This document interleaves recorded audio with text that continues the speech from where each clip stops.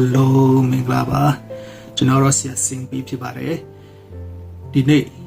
နောက်ဆုံးတော့ကာလအကြောင်းကိုတမန်ကျမ်းစာထဲဟာအနေငယ်ဆွေးနွေးတင်ပြခြင်းနဲ့အရင်တော့ချင်းလို့ပေါ့ဒီချီဆောင်ချင်း rapture အကြောင်းတွေကိုနှစ်ခါသုံးခါလောက်ပြောဘူးတယ်ဒါပေမဲ့အဲ့တော့ကဒီတိုင်းပဲပြောတာဖြစ်တယ်အခုတော့ဒီတမန်ကျမ်းစာရှင်မကုခရစ်ဝင်ကျမ်းအခန်းကြီး73ထဲကဟာကိုကျွန်တော်လေ့လာရင်းနဲ့ဆွေးနွေးသွားဖို့ဖြစ်တယ်ဆိုတာပြောပြခြင်းနဲ့ရှင်မကုခန်းကြီး73အငယ်4ကနေကြည့်မယ်ဆိုရင်အငယ်4မှာထိုအမှုရာတို့သည်အဘယ်ကာလမှဖြစ်မည်ကို၎င်းထိုအမှုရာရှိသမျှတို့သည်ပြည့်စုံခြင်းဤတော့အခါအဘယ်ပုပ္ပနမိတ်ပေါ်ထွန်းမည်ကို၎င်းအမိတ်ရှိတော်မူပါဟုအခြားသူမပါပဲရှောက်ကြ၏တဲ့ဒီမှာဗိတယုယာကုပ်နဲ့ယောဟန်အိန္ဒြေ၄ယောက်ကသခင်ယေရှုစီဒီနောက်ဆုံးသောကာလမှာဖြစ်မဲ့တိတ်နမိတ်တွေကိုမေးမြန်းတဲ့အခါမှာသခင်ယေရှုကပြောလဲဆိုတော့အငယ်ငါမှာယေရှုကလည်းတင်တို့ကိုအဘယ်သူမျှမလဲ့ဖျားစေခြင်းကတတိပြုကြလော့အများသောသူတို့ကငါသည်ဤမီတော်သူဖြစ်၏ဟုဆိုလျက်ငါ၏အယောင်ကိုဆောင်ရွက်ပေါ်လာသဖြင့်လူများတို့ကိုလဲ့ဖျားကြလိမ့်မည်ဆိုတဲ့အခါမှာတချို့ကကြတော့သူတို့ကိုယ်တိုင်ငါကကယ်တင်ရှင်ယေရှုပေါ့နော်အဲ့လိုမျိုးယေရှုနေရာကိုဝင်ယူတဲ့သူရှိတယ်လို့တချို့ကငါကဖျားအသုံးပြုတဲ့သူပေါ့နော်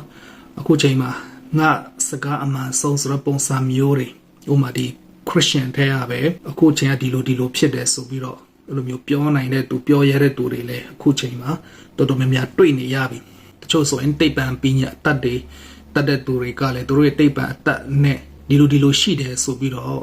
လူတွေကိုဝင်ရကြတယ်ဖျားတရားကဒီလိုရှိတယ်ဆိုပြီးတော့အဲ့ဒါတွေအများကြီးဒီအခန်းငယ်9-6တွေပြည်စုံသွားပြီဒီနောက်ဒီစစ်တိုက်ကြောင်းကို၎င်းစစ်တိုက်အံ့တော်တဲ့စကားကို၎င်းကြားရတော့အခါစိုးရင်တုံ့လို့ခြင်းမရှိကြနဲ့ထို့တို့ဖြစ်ရမည်တို့တော်လည်းအဆုံးဒီမဖြစ်သေးပရမကဘာစစ်ဒုတိယကဘာစစ်အခုချိန်မှာလည်းတတိယကဘာစစ်တွေစဖို့စချင်နေပြီပေါ့နော်ဒီတော်များမှာစစ်တိုက်တဲ့အရာတွေကြားရတယ်ဒါပေမဲ့တုံ့လို့ခြင်းမရှိနဲ့တဲ့အဲ့ဒါကအဆုံးမဖြစ်သေးဘူးတဲ့နော်လူတစ်မျိုးနဲ့တစ်မျိုးတိုင်းတဲ့နိုင်ငံရန်ဖက်ပြူကြလိမ့်မယ်တဲ့အခုကလူမျိုးရေးတွေတော်တော်များများဖြစ်လာပြီးကျွန်တော်အထူးသဖြင့်ဒီအာရှတွေမှာအဲဒီအာရှလူမျိုးနဲ့ဆိုဥပမာကျွန်တော်မြန်မာတွေမှာဆိုရင်ကျွန်တော်အခုမြန်မာပြည်ကလူတော်တော်များများဆိုရင်နိုင်ငံရဲ့ခြားတီရောက်ကြတယ်မြန်မာပြည်မှာပြဿနာဖြစ်တော့အဲဒီပြဿနာကမြန်မာပြည်ထဲမှာပဲမဖြစ်တာမဟုတ်တော့ဘဲနဲ့အဲဒီမြန်မာလူမျိုးတွေရှိတဲ့နေရာတိုင်းမှာအဲဒီလူမျိုးတစ်မျိုးနဲ့တစ်မျိုးနော်တစ်မျိုးနဲ့တစ်မျိုးတောင်မဟုတ်လူတစ်မျိုးထဲမှာတောင်မှဖြစ်နေပြီဆိုတော့ကြမ်းချက်ကတော်တော်လေးပြည့်စုံနေပြီဆိုတော့တွေ့ရတယ်ပြီးရင်အရက်ရက်တော့နိုင်မြေကြီးလှုပ်ခြင်းဖြစ်လိမ့်မည်เนาะမြေကြီးလှုပ်လာပြီအခုချိန်မှာကျတို့မြေငင်းတွေတော်တော်များများမြန်မာပြည်မှာလှုပ်လာတယ်တခြားနိုင်ငံတွေမှာလည်းလှုပ်တယ်အစာခေါင်းပါခြင်းနဲ့မငြိမ်မသက်ခြင်းတို့ဒီလည်းဖြစ်ကြလိမ့်မည်เนาะအစာခေါင်းပါခြင်းတွေဖြစ်လာပြီတချို့တွေဆိုရင်စားစရာမရှိတဲ့သူတွေတော်များများကျတို့မြန်မာစစ်ဘေးတွေမှာဆိုရင်စားဖို့ဆိုတာကတချို့နေရာမှာဟိုပိုက်ဆံရှင်းတဲ့တလောက်ဝယ်လို့ရပင်မဲ့တချို့နေရာတွေမှာဝယ်ဖို့ကိုမရှိတာတွေဖြစ်နေပြီပြီးတော့ရှင်အစာခေါင်းပါချင်းလို့ပြောတဲ့အခါမှာအခုဒီနေရာမှာဝိညာဉ်ရေးရာဘက်ကနေကြည့်မယ်ဆိုရင်ဘာတွေ့ရသေးလဲဆိုတော့တမန်တရားစစ်မှန်တဲ့တမန်တရားကိုမပြောကြတော့ဘူးเนาะလူတွေခွန်အားရမယ့်အရာလူတွေခဏတာတမင်နဲ့လောက်ဝမ်းတာမဲ့အရေးတွေကိုပဲအာရုံစိုက်ပြီးတော့အဲ့ဒီဟာကိုပဲလူတွေကိုကြိုက်အောင်ပေါ့နော်တရားဟောတဲ့အခါမှာလူတွေကိုအထင်ကြီးအောင်ကြိုက်အောင်လူတွေကိုအကြောင်းပြောသွားအောင်ကိုပဲပြောကြတာများတယ်တကယ်စစ်မှန်တဲ့ဖရားရဲ့နှုတ်ကပတ်တော်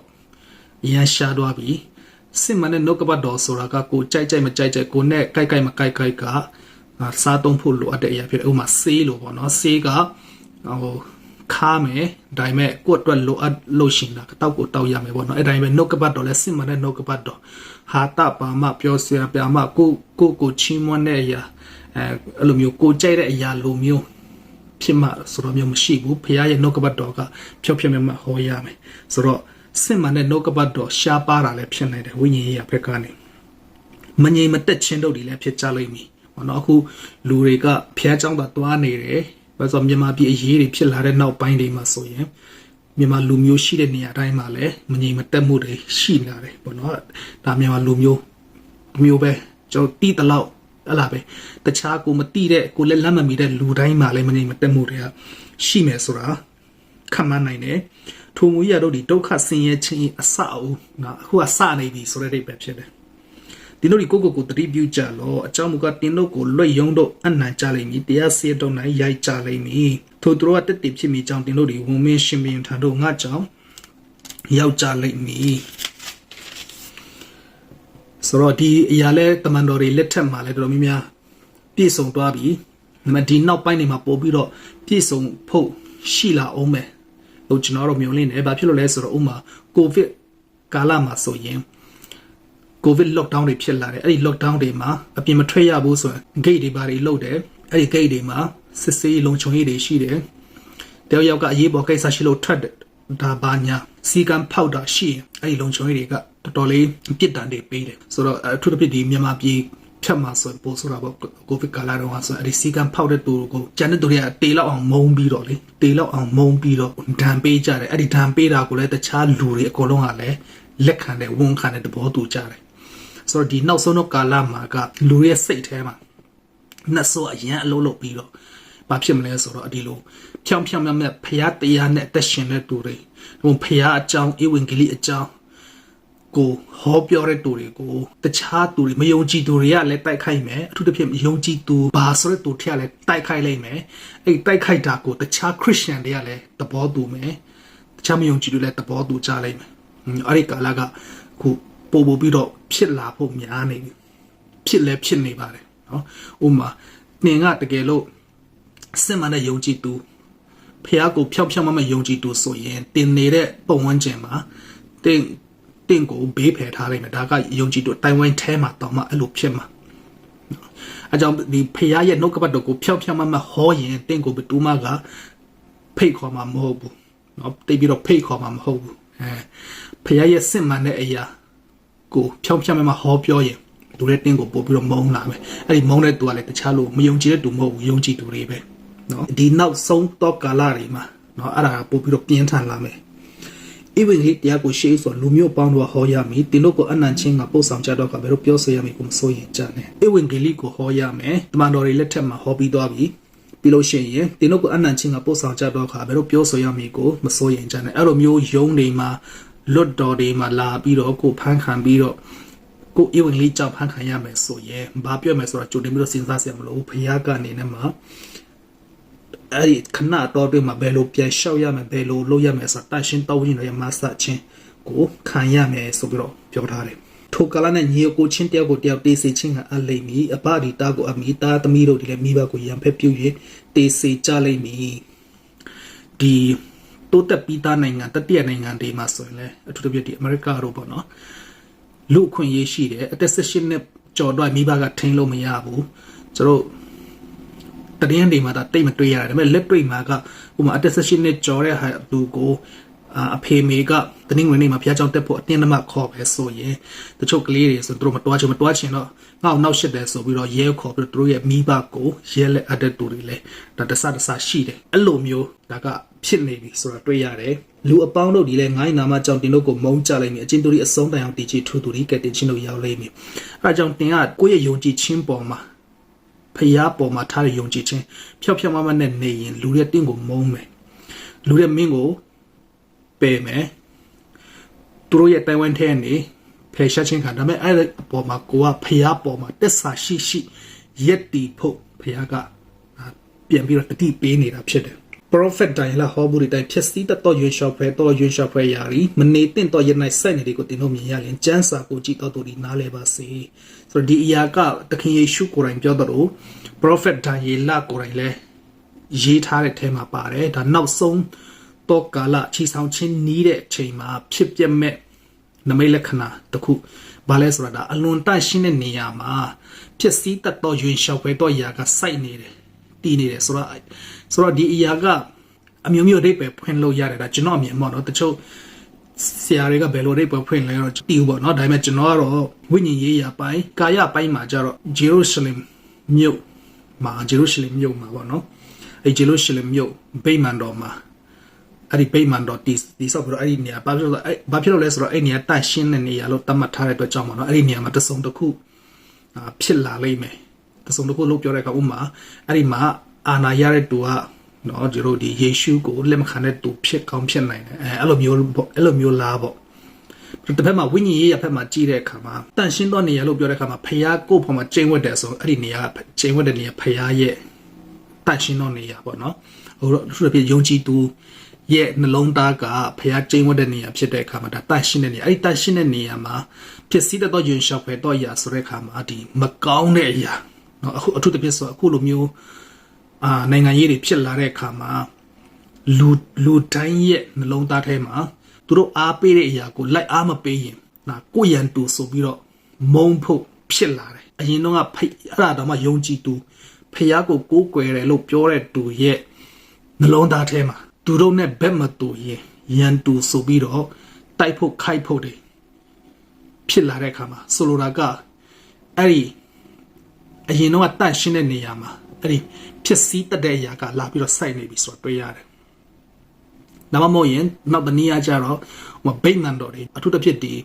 ကျွန်တော်မြန်မာပြည်မှာပေါ့နော်ကိုတိတောက်ဆိုမြန်မာပြည်ပေါ့အဲ့မြန်မာပြည်တချို့အတင်းတော်တွေဆိုရင်ဒီတင်းအုပ်ဆရာနေရာဒါမှမဟုတ်ဒီအတင်းတော်ရဲ့အကြီးဆုံးနေရာကိုအတင်းလူကြီးလားဒါမှမဟုတ်တယောက်ကနေရာယူတယ်ဒါပေမဲ့အဲ့ဒီနေရာယူတဲ့သူကစစ်မှန်တဲ့ကဲတင်ချင်းစိတ်ချမှုမရှိဘူးသူရဲ့စိတ်ကြိုက်ချုပ်ကင်ချဲလဲချင်းလားအာနာတခုရချင်တဲ့ပုံစံမျိုးနဲ့အဲ့ဒီအတင်းတော်ရဲ့အာနာကိုထိန်းတယ်ဘောနော်တန့်ရှင်းတဲ့နေရာမှာအဲ့ဒီမယုံကြည်တဲ့သူဘောနော်ကမဖြစ်သေးတဲ့သူတယောက်ကလာပြီးတော့ထိုင်နေတယ်နော်အုပ်ဆိုးနေတယ်ဆိုတော့ပုံစံမျိုးလားပေါ့နော်ဒါကျွန်တော်ရဲ့ယူဆချက်ဒီကျန်းစာကိုအတိတ်ပဲဖွင့်ကြည့်တာပေါ့နော်အဲ့လိုမျိုးဖြစ်ပြီးဆိုရင်တို့မြင်ရရင်ကျတော့ပြည်တိုင်းရှိတော့တို့တွေတောင်ပေါ်တော့ပြေးကြစေတဲ့နော်အိမ်မိုးပေါ်မှာရှိတော့တို့အိမ်ထဲတော့မစင်းစေနဲ့အိမ်ထဲကတစုံတစ်ခုကိုယူချင်းကမဝင်စေနဲ့အခန်းငယ်15ကိုနော်အိမ်ပေါ်မှာရှိရင်အိမ်ထဲမဝင်နဲ့အိမ်ထဲကတစုံကိုယူချင်းကမဝင်စေနဲ့တဲ့ပြီးတော့လယ်မှာရှိတယ်ဆိုရင်အိမ်ကိုမပြန်စေနဲ့ဆိုပြီးတော့အဲ့လိုရေးထားတယ်ဆိုတော့ဒီအရာကအဲ့ဒီနှိပ်လို့ပြောတဲ့အခါမှာခုနပြောတဲ့ဖြစ်စည်းတတ်တော့ယွန်ရှာပဲဖြစ်လာမဲ့အချိန်တစ်ခုခုတော့ရှိလိမ့်မယ်အဲ့ဒါဖြစ်တာနဲ့တပြိုင်နက်ဒီလိုလှုပ်ရှားလို့မရတဲ့အချိန်ကတပြိုင်နက်တည်းရောက်လာမယ်ဆိုတဲ့သဘောမျိုးဖြစ်တယ်ထိုနေ့ရက်ဒီကိုဝင်ဆောင်သောမိန်းမနဲ့နှုတ်ဆက်တဲ့ငယ်ရှိသောမိန်းမတို့ဒီအလွန်ခက်ကြလိမ့်မည်ကိုဝင်ဆောင်တဲ့သူနဲ့နှုတ်ဆက်တဲ့ငယ်ဆိုတော့ဒီကျမ်းစာကတော်တော်လေးနဲ့တဲ့အတိတ်ပဲပြန်ဖို့လေတော်တော်လေးခဲရင်မလို့ထင်တယ်အဲကြောင့်ကိုယူဆတဲ့ကိုထင်မြင်တဲ့အတိုင်းပဲဘာသာပြန်ကြတာအတိတ်ပဲပြန်ကြတယ်ဒါပေမဲ့မားတယ်လို့တော့မဆိုလို့ပေါ့နော်ကျွန်တော်အမြင်ရှိတယ်ဒါမားတယ်လို့မပြောချင်ဘူးဖြစ်နိုင်မဖြစ်နိုင်ဆိုတော့ကိုပဲစဉ်းစားပြီးတော့ယုံကြည်ရမယ်ဖခင်ရဲ့ဖွင့်ပြခြင်းဖခင်ရဲ့နားလည်တဘောပေါက်စေခြင်းပေါ်မှာမူတည်တယ်ပေါ့နော်အဲ့တော့ဒီကျမ်းစာကကျွန်တော်ယူဆတဲ့အခါမှာအဲ့ဒီနေ့မှာကိုဝင်ဆောင်တဲ့မိန်းမကခက်မယ်ကလေးရှိတဲ့သူလည်းခက်မယ်လို့ပြောတဲ့အခါမှာလောကမှာလူတယောက်မွေးဖွားလာတဲ့အခါမှာသူကမိခင်နဲ့ဖခင်ရဲ့မျိုးစိတ်နှစ်ခုပေါင်းပြီးတော့သူကလူတယောက်ဖွားမြင်လာတယ်ပေါ့ဒါပေမဲ့အဲ့လိုမျိုးမိန်းမနဲ့ယောက်ျားဆိုတဲ့ဟာပေါင်းမျိုးစိတ်ပေါင်းတဲ့အခါမှာလူတယောက်ဖြစ်လာပေမဲ့အဲ့ဒီမျိုးရိုးကိုမျိုးဆက်ကိုယူတဲ့အခါမှာသူကအဖေရဲ့မျိုးဆက်ကိုခံယူရတယ်နော်အဖေရဲ့မျိုးဆက်ကိုခံယူရတယ်ဥပမာကျွန်တော်ဒီအစ္စရေးလူမျိုးတွေဆိုတဲ့အတိုင်းပဲသူတို့အခုတည်းအာရဗ်တွေဆိုတော့ယောက်ျားလေးပဲမိန်းကလေးကလူရမဝင်ဘူးဆိုတာအခုထိရှိသေးတယ်ပြီးရင်အဖေဖြစ်တဲ့အတိုင်းပေါ့နော်ဒီကလေးကအဲ့ဒီအဖေရဲ့ဟာဥပမာကျွန်တော်ဒီအနောက်ပိုင်းတွေမှာအမေရိကဘက်တွေမှာလည်းဥပမာမိန်းကလေးက Smith ဆိုပါတော့နော်ယောက်ျားလေးက John အဲ့ဒီနှစ်ယောက်ပေါင်းရင်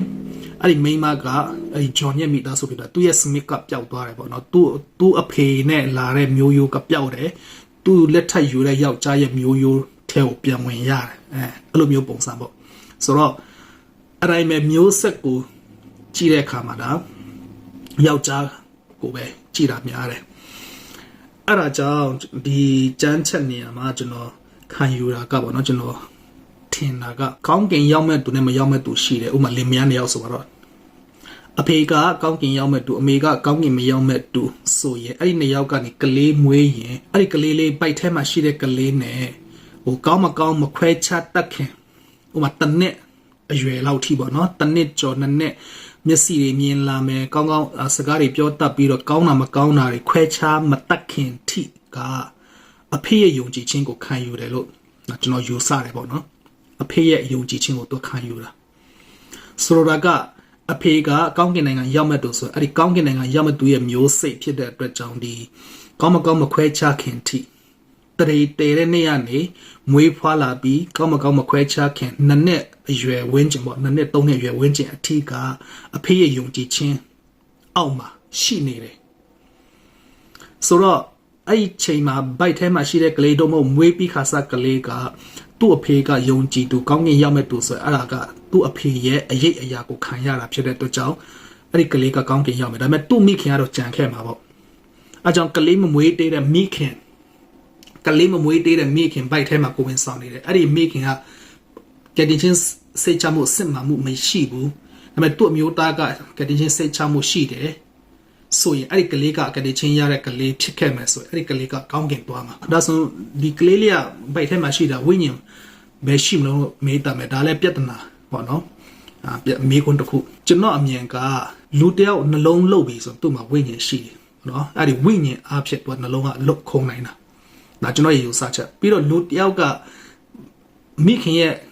တရေဝန်းထဲမှာဘယ်အရာကအရင်ဆုံးစဖြစ်လဲဆိုတော့နှလုံးကနေအရင်စဖြစ်တယ်နှလုံးသားရင်စဖြစ်တယ်အဲ့နှလုံးလေးကဖုတ်ဆိုပြီးတော့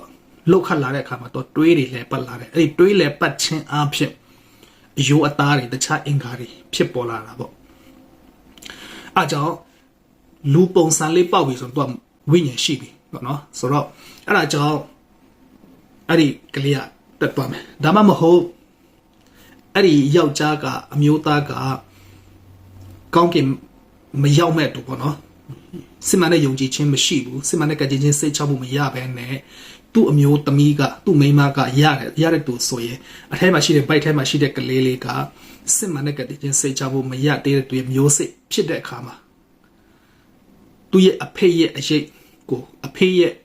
အရေးအရာကိုခံတော့မဲ့ဆိုတော့မိခင်ကကောင်းကင်သွားမယ်ဒါပေမဲ့ဘိုက်ထဲဟာကမမွေးတဲ့ဘိုက်ထဲမှာရှိတဲ့လအသားရွယ်ကလေးကကြံနေခဲ့မလားဆိုတဲ့အရာပေါ့နော်ဒါကျွန်တော်ရဲ့အတွေ့ပြီးရင်မွေးပြီးသားကလေးလည်းအတိုင်းပဲဖြစ်မှာပေါ့နော်မွေးခါစလသား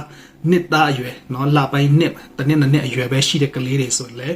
အဲ့ဒီကလေးကကတင်ချင်းရမဲ့သူရဲ့မျိုးစိတ်ဖြစ်မယ်ဆိုရင်ကတင်ချင်းသွားမယ်သူ့မြဲကြံမယ်ဒါမှမဟုတ်အမေတက်မယ်ကလေးကြံခဲ့မလားပေါ့နော်အဲ့လိုမျိုးယူဆလို့ရတယ်ဒါကျွန်တော်ရဲ့သုံးသက်ချက်ပဲဖြစ်တယ်ဘာလို့ဆိုအတိအကျကဖခင်ကအဲ့လိုမျိုးပြောပြတာမရှိတဲ့အခါမှာဒီကျမ်းစာအဖြစ်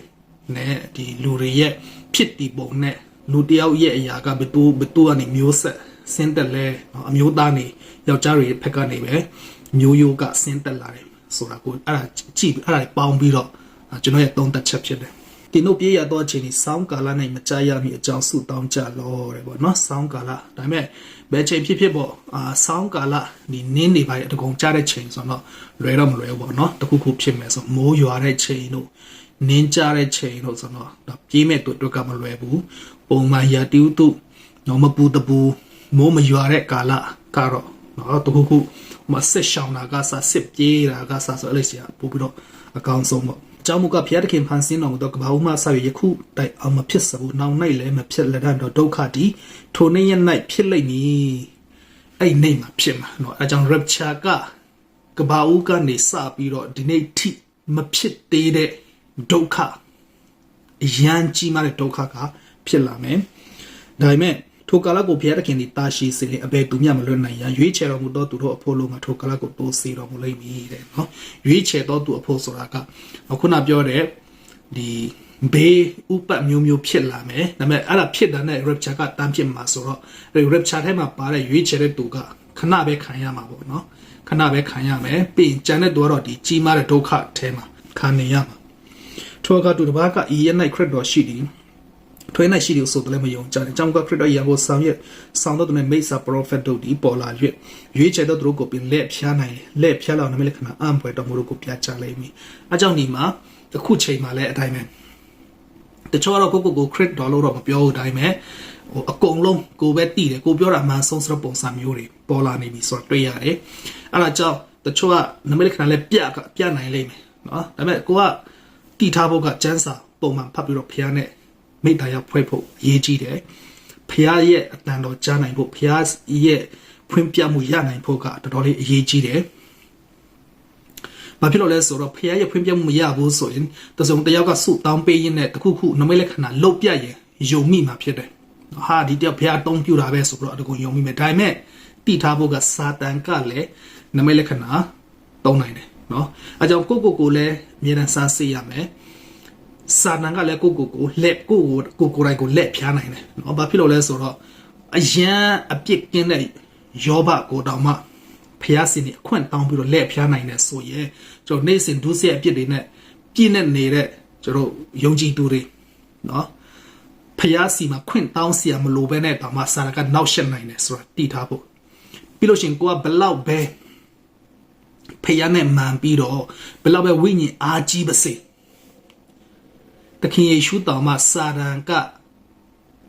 လက်ဖြားတဲ့ချိန်ကဝိညာဉ်အားကြီးတဲ့ချိန်ရက်40အစာရှောင်တဲ့ချိန်မှာစာတန်ကတွားပြီးတော့နောက်ဆက်တာဖြစ်တယ်အဲ့ဒါကြောင့်နော်လောကမှာအသက်ရှင်နေတွေ့ယုံကြည်သူပဲဖြစ်နော်ဘလောက်ပဲအစွမ်းထွက်စာတန်ကနောက်ဆက်နိုင်တယ်ဆိုတာတတိထားစေခြင်းတယ်အဲ့တော့စာတန်ကဘယ်လိုနောက်ဆက်လဲလို့ပြောတဲ့အခါမှာစာတန်ကကိုတီးတဲ့အရာကိုကျွမ်းတဲ့အရာပေါ်မှာဥမာတယောက်ကအရက်ကိုရမ်းကြိုက်ရဆွဲတယ်ဆိုအဲ့ဒီပေါ်မှာ तू ကလက်ဖြားပြီးတော့ဒီအရက်ကကက်တင်ချင်းဆုံးရှုံးမှာမဟုတ်ဘူးဆိုတဲ့အရာကိုအဲ့ဒီအရာနဲ့သူ့ကိုယ်သူဖြေတိတ်ခိုင်းတယ်စာတန်ရဲ့လက်ကွက်ပြီးရင်ဥမာစီးပွားရေးအောင်မြင်တဲ့သူဆိုရင်အဲ့ဒါစီးပွားရေးအောင်မြင်ဆိုဖျားကနေကောင်းချီးပေးတာနော်ပုံမှန်ဖျားကြောင့်တက်တဲ့အလူငွေတွေပေးတဲ့အတွက်ကြောင့်ဖျားကောင်းချီးပေးတယ်ဆိုတဲ့ဟာအဲ့ဒီအရာပေါ်မှာ तू ဆွဲပြီးတော့ကြံတဲ့အရာတွေကိုမတိမတာဘေးဖယ်ခိုင်းတယ်နော်စာတန်ရဲ့လုပ်ရက်ပြီးတော့တချို့အမှုတော်မြတ်ထဲမှာပါဝင်တဲ့သူပေါ့နော်ဆုတောင်းအားကြီးတဲ့သူဆိုတော့ဆုတောင်းအားကြီးတဲ့အခါမှာသူတို့အဲ့ဒီဆုတောင်းအားကြီးတဲ့ဟာကို तू ကစာတန်ကနေမတိမတာလေးနဲ့အတ္တထည့်ပေးလိုက်ပြီးတော့ငါဆုရဆုတောင်းတာနင်တို့လိုမျိုးပြင်းပြင်းနဲ့နေတာမဟုတ်ဘူးဆိုပြီးတော့သူ့ကို तू အဲ့ဒီမာနလေးတဖြည်းဖြည်းနဲ့တက်ခိုင်းတယ်ဆိုတော့ကိုယ့်ရဲ့အာတာချက်ကိုပဲစာတန်ကအတုံးချတာဖြစ်တယ်အဲ့ဒီကိုယ့်ရဲ့အာတာချက်ပေါ်နေပဲမာနထည့်ပေးပြီးတော့တခြားသူတွေကိုလောက်မလုံနိုင်တဲ့သူတွေပေါ်မှာတဖြည်းဖြည်းနဲ့ကိုလောက်မလုံနိုင်တဲ့သူပေါ်မှာတဖြည်းဖြည်းဒီအမြင်ဆောင်အောင်စာတန်ကအဲ့လိုမျိုးထည့်ပေးတယ်နော်အဲ့ဒါကြောင့်ဟိုဖျားနဲ့နီးကပ်ဖို့ဖျားနဲ့အများအားဆက်တွယ်ဖို့လိုတလို့ကိုလည်းဒီကိုယ့်ရဲ့အတွေးတိုင်းကိုအများအားဆင်ခြင်ဖို့နော်ဟိုမှာစစ်ပစ္စည်းတစ်ခုဆိုအများအားဂျေးစေးရတယ်ပေါ့နော် cycle လေးဆိုကျွန်တော်ပြုတ်ပြင်ဟိုမပြည့်ရင်တော့မှဂျေးစေးရတယ်ပေါ့နော် overhaul လုပ်ရတယ်အဲ့လိုအဲ့ပုံစံမဲ့ကိုယ့်ရဲ့တက်တာကိုလည်းအများအား overhaul လုပ်ပြီးတော့တနေရာမှာကိုကဟိုမာနထောင်လောတလားကိုရှိတဲ့အရာပေါ်မှာမာနထောင်လောတလားအမကိုမရှိတဲ့အရာပေါ်မှာဖျားပေါ်မှာဆုတောင်းတဲ့အရာဖျားကြောင့်တက်တဲ့အရာဖျားအားကိုတဲ့အရာယော့သွားတလားအမြဲတမ်းစမ်းစစ်ဖို့လိုတယ်အဲ့တော့ဖျားရဲ့အလိုတော်ကပါလဲဆိုတော့ဘာမှမရှိဘူးမျောလင်းချက်မဲ့ပြီးတော့ကြေကွဲတဲ့နှလုံးသားနဲ့ဖျားကိုတောင်းတတဲ့ဆုတောင်းတဲ့အရာအဲ့ဒီအချိန်နဲ့ကိုလိုအပ်တဲ့အရာတွေတိုက်တွေကားတွေစီးစိမ်ဥစ္စာတွေအလုတ်အကင်တွေငွေကြေးတွေပြည့်စုံတဲ့အချိန်အရန်ကောင်းစားနေတဲ့အချိန်မှာလဲအဲ့ဒီကြေကွဲနှလုံးသားနဲ့အဆင့်အတန်းတူတဲ့ဒီဂရီတူတဲ့ခံစားချက်တူတဲ့ဖျားစီကိုတိုးဝင်တဲ့အရာကအရေးကြီးတာဖြစ်တယ်အဲ့ဒါကြောင့်တခါတလေကိုကပိုက်ဆံတွေမရှိဘူးစီးစိမ်ဥစ္စာတွေမရှိဘူးဘာလို့ဟိုမှာနည်းနည်းဒုက္ခရောက်လာတယ်ပေါ့ဒုက္ခရောက်လာတဲ့အခါမှာအားငယ်တက်တဲ့သူဆိုစာတန်ကအဲ့ဒါကိုတုံးချမယ်တုံးချပြီးတော့အားငယ်နေအောင်သူကလုပ်မယ်တခါတလေမြောက်ကြွားဝါတက်တဲ့သူဆိုရင်လည်းလောကစီးစိမ်တွေကိုပေးမယ်လောကစီးစိမ်ပေးပြီးတော့တဖြည်းဖြည်းဖျားနဲ့ဝေးအောင်အဲ့ဒီဝေးတာကိုလည်းကိုကမတိဘဲနဲ့မှန်ကန်တယ်လို့ထင်နေအောင်ဟောဒါစာတန်ရဲ့လောရက်ကအဲ့လိုမျိုးဖြစ်တယ်เนาะအဲ့ဒါကြောင့်စာတန်ကကျွန်တော်ဒီယုံကြည်သူတွေထင်နေတာကစင်ပေါ်မှာတရားဟောတဲ့ဆရာတွေဆိုရင်ဟိုလုံးဝတကယ်ကောင်းကင်တမန်လိုမျိုးအပြစ်မရှိ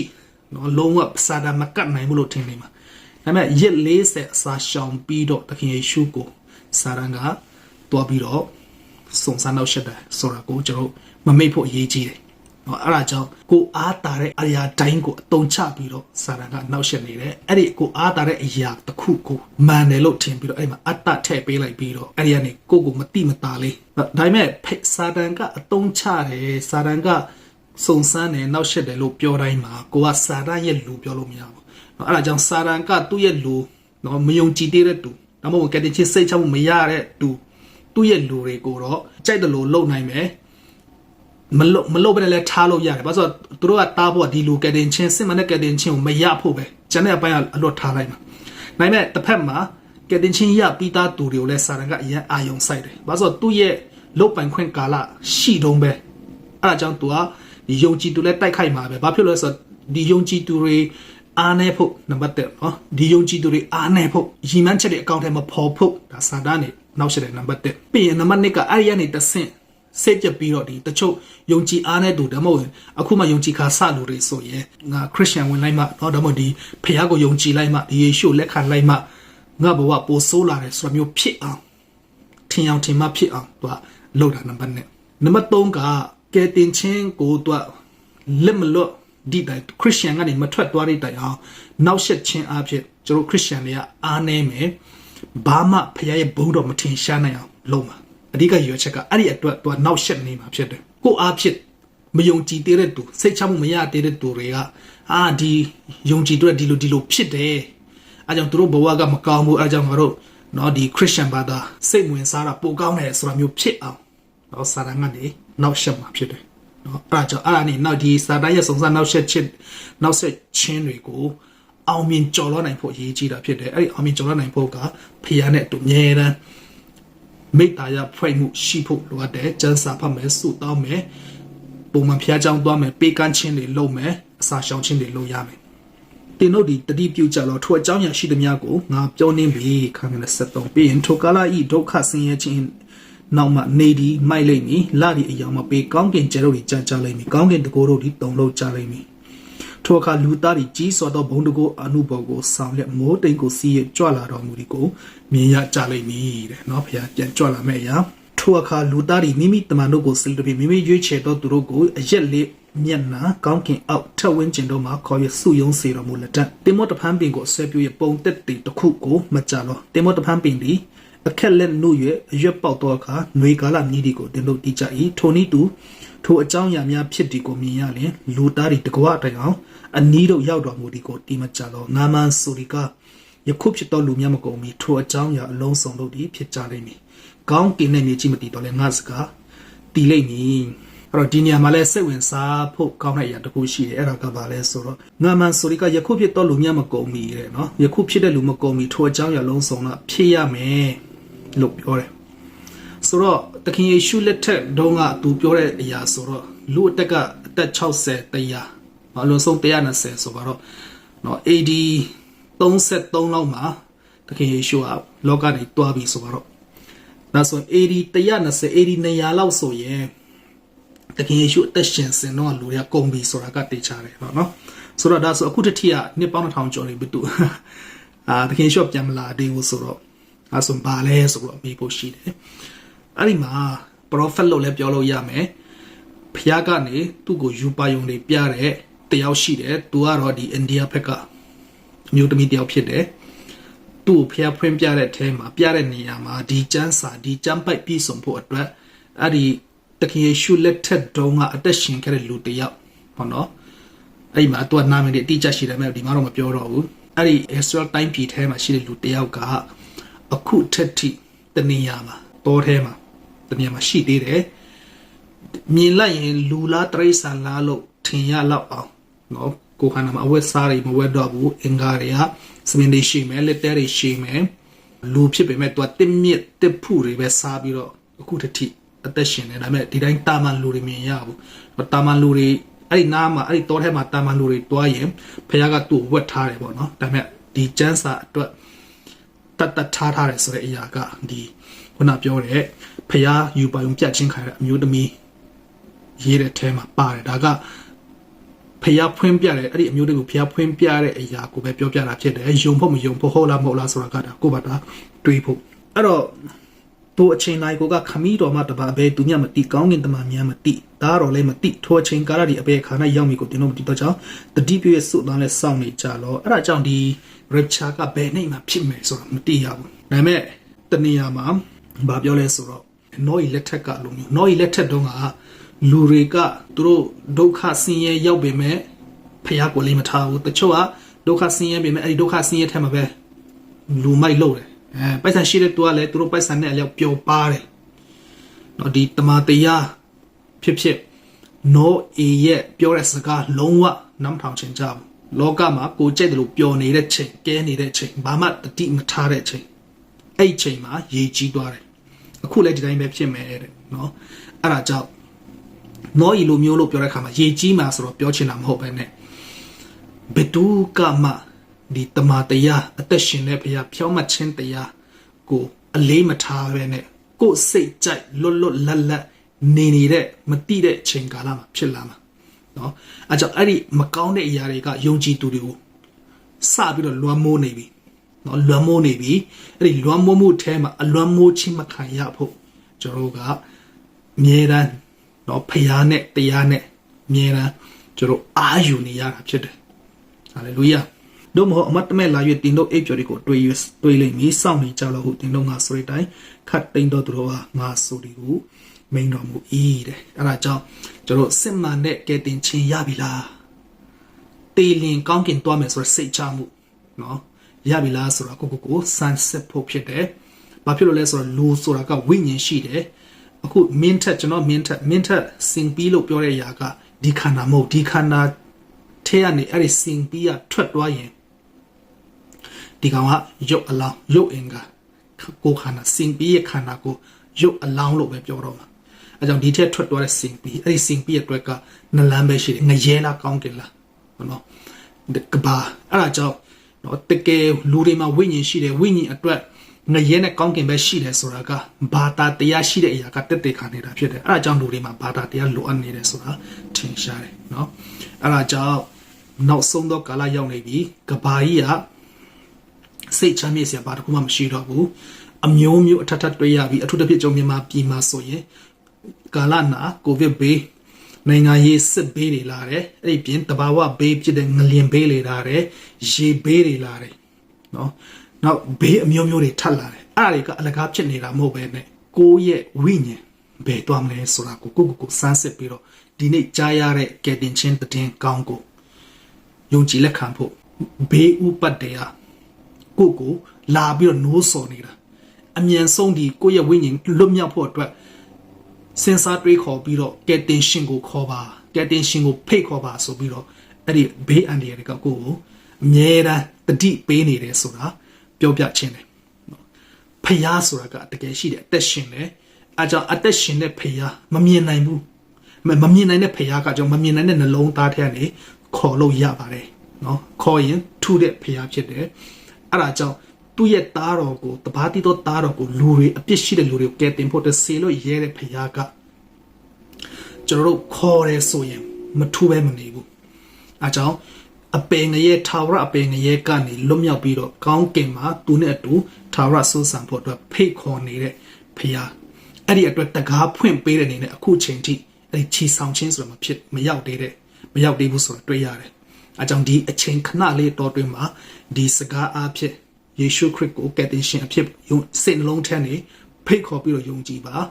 စစ်မှန်တော့ကယ်တင်ခြင်းဖခင်ကပေးလိမ့်မယ်ဖခင်ကစစ်မှန်တဲ့ကယ်တင်ခြင်းကိုပေးရင်ဒီအထဲမှာကိုတည်တယ်ကိုရဲ့ဝိညာဉ်ကခံစားရတယ်ငြိမ်သက်ခြင်းရှိတယ်ရေနွေးတောက်ရင်အထဲမှာပိုးသွားတယ်လို့မျိုးအဲ့ဒီခံစားရတယ်လို့ပဲယေရှုကိုလက်ခံပြီးတော့ဖခင်ကနေစစ်မှန်တဲ့ကယ်တင်ခြင်းကိုပေးပြီးဆိုရင်အဲ့ဒီရကြောင်းကအထဲမှာငြိမ်သက်ခြင်းရှိတာဖြစ်တယ်ဟာလေလုယာအဲ့ဒီဟာရမှာအဲ့ဒီအရာကကိုကောင်းကင်တွားမယ်ဆိုတော့တက်တည်ခံပေးတာဖြစ်တဲ့အတွက်ကြောင့်အဲ့ဒီစစ်မှန်တဲ့ကယ်တင်ခြင်းကိုရစေခြင်းနဲ့အသက်ရှင်တဲ့ဘုရားကပဲပေးနိုင်တာဖြစ်တယ်အဲကြောင့်အသက်ရှင်တဲ့မမြင်နိုင်တဲ့ဘုရားကိုအတွင်းနှလုံးသားထဲနဲ့တောင်းဆိုပြီးတော့ခေါ်မယ်ဆိုရင်တက်တည်ထူပြီးတော့ကယ်တင်ခြင်းပေးမှာဖြစ်တယ်အားလုံးဘုရားရှင်ကောင်းချီးပေးပါစေ